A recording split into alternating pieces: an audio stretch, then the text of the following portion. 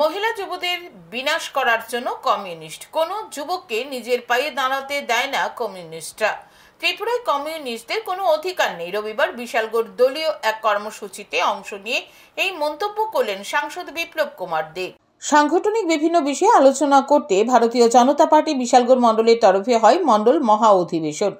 রবিবার Bishalgarh town girls উচ্চ বালিকা বিদ্যালয় মাঠে হয় এই কর্মসূচি।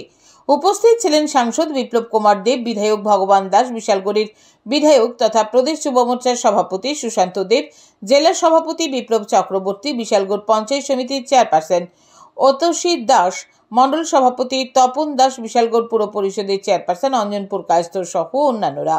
আলোচনা করতে গিয়ে সাংসদ বিপ্লব কুমার দেব কমিউনিস্টের তীব্র সমালোচনা করেন। তিনি মন্তব্য করেন, ভারতের সংবিধানকে কমিউনিস্ট মানে না, কমিউনিস্ট দলের সংবিধানকে মেনে চলে। তার অভিযোগ, মানুষের সঙ্গে ভাঁওতাবাজি করার কারখানা হচ্ছে কমিউনিস্ট পার্টি।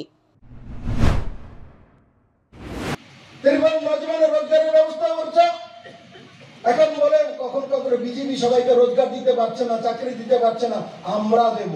আরে কোথা থেকে দেবে? কোথা থেকে দেবে? কোন জায়গা থেকে আনবে?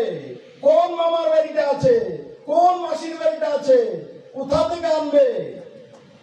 কোনো জায়গা নেই। মানুষকে ভাওতাবাজি করে বেকুব বানানোর কারখানা হচ্ছে কমিউনিস্ট পার্টি।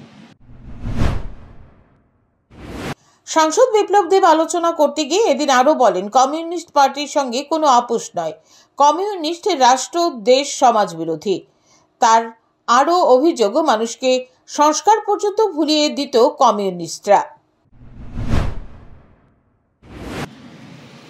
আর কমিউনিস্ট পার্টির সঙ্গে কোনোভাবে আপোষ নয়। এরা রাষ্ট্র বিরোধী, দেশ বিরোধী, সমাজ বিরোধী, সংস্কার বিরোধী। এরা ভারতবর্ষের অস্তিত্বকে মানে না। কমিউনিস্টের কোনো সীমানা নেই। এদিন বিজেপি বিশালগড় মণ্ডলের মহা অধিবেশনে বিভিন্ন এলাকা থেকে দলীয় কর্মী সমর্থকরা ব্যাপক সংখ্যায় অংশ নেন। Bureau report, news today.